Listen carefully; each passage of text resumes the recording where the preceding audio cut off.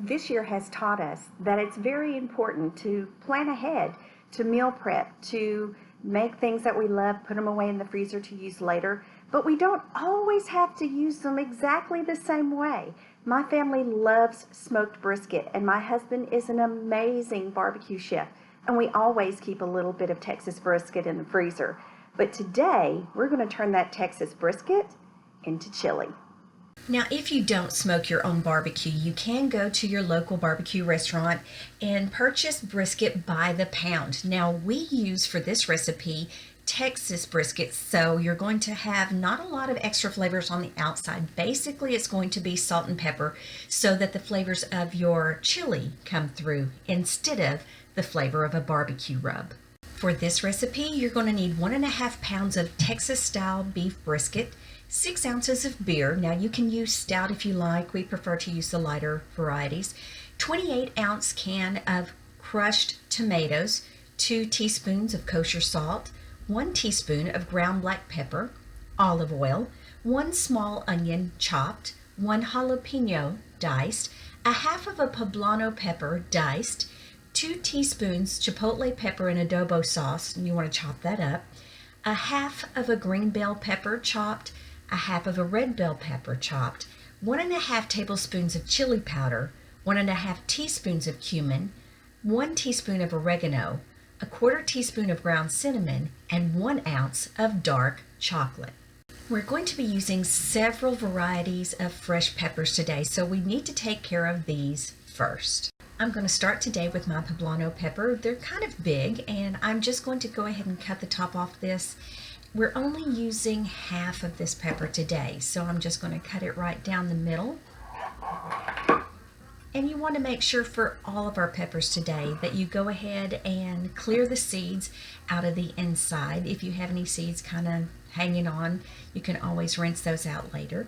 But we're going to be using half of a poblano, half of a red bell pepper, and also half of a green bell pepper. So I'm just going to cut these open and go ahead and seed them.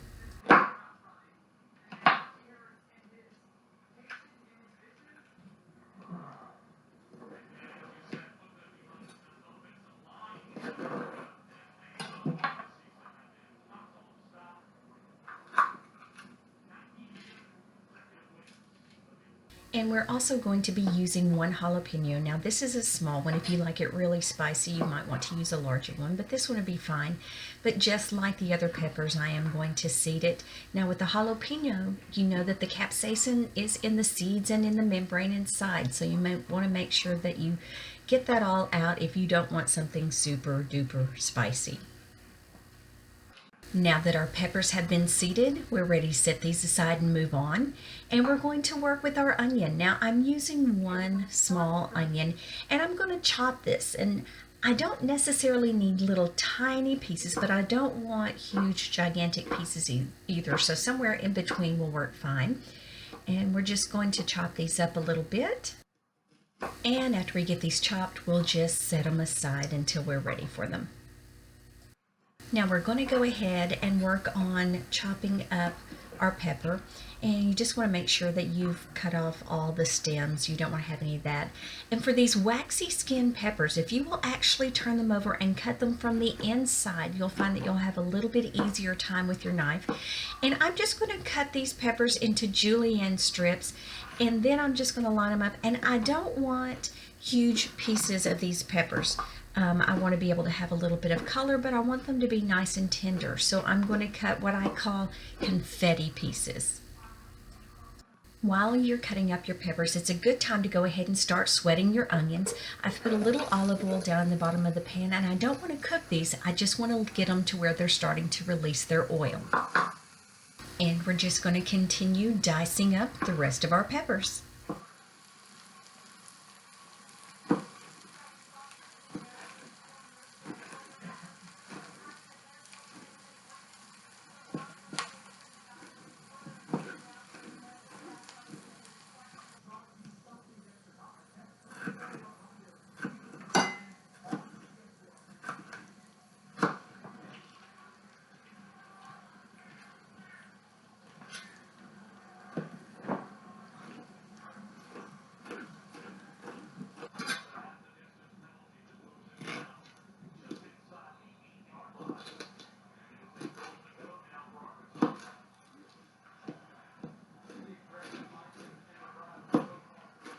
have all my peppers chopped and I've added my onions to the bowl, and we'll be ready for these shortly.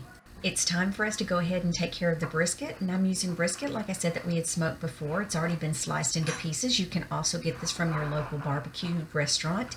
And I'm just going to take it out of the package. Like I said, it's already been sliced, but I want it in small pieces. And I'm going to use my handy dandy cleaver, and I'm going to get mean with it.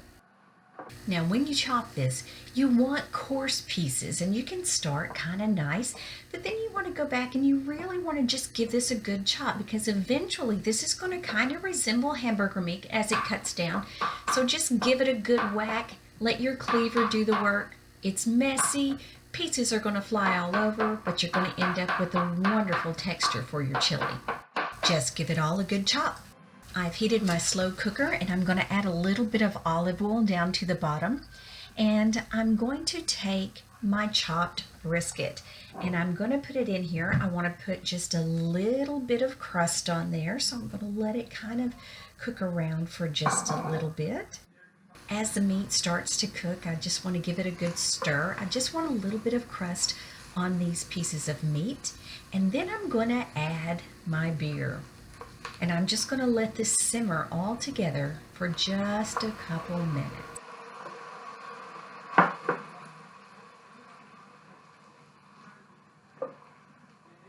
And as this cooks, you're going to notice that it's actually going to absorb some of the liquid, and it's also going to absorb some of that flavor, but the beer will also act to tenderize this meat even more. So this has been simmering in the beer for about 3 or 4 minutes, and most of the liquid is gone. So now I'm going to add my vegetables in, and I'm just going to dump them right on in there. It's actually a very beautiful, colorful dish at this point. Give it a good stir.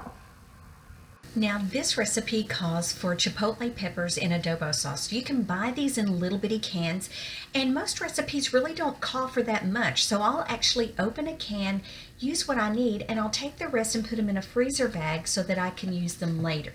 Now these are messy, but you do want to chop them up. It will come as a whole pepper, and you just want to slice them up. They're kind of mushy, but they will add amazing flavor. Just be careful what you touch, because they will stain. And we're going to go ahead and add those chipotle peppers right in, and then we're going to add the remainder of our seasonings. We've got ground black pepper, cumin,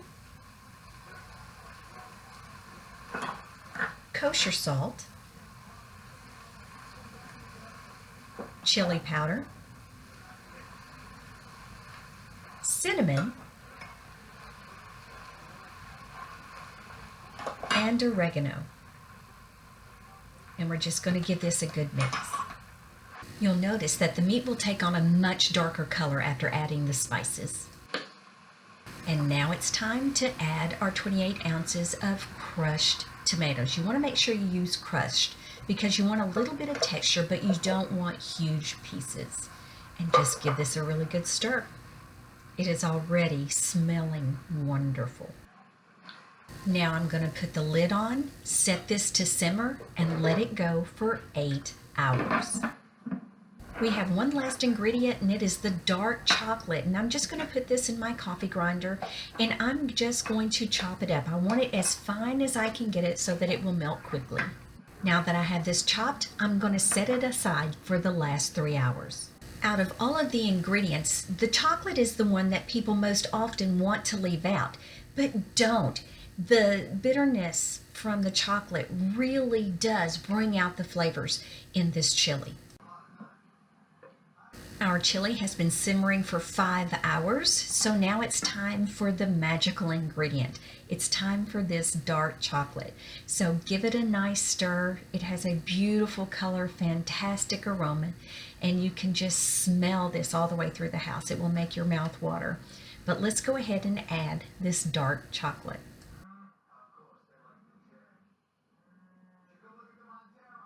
Now don't worry, you're not going to taste chocolate in your chili, but the bitterness of the dark chocolate will definitely make this a stronger dish. And dark chocolate's an antioxidant, so it's good for us, right? And we're just going to put the lid on, let it go for the last 3 hours, and we will be ready to go. This makes a very thick, hearty chili. If you prefer a runnier chili, add a little bit of water or a little bit of beef broth. And when this is done, you have a very versatile dish. We love it just as chili, but we also like to make crunch wraps with this. And we also enjoy this as a southwestern version of the Sloppy Joe. Enjoy! I hope you enjoyed today's recipe, and if you would like these recipes to continue, be sure to like, comment, and share. Thanks, guys.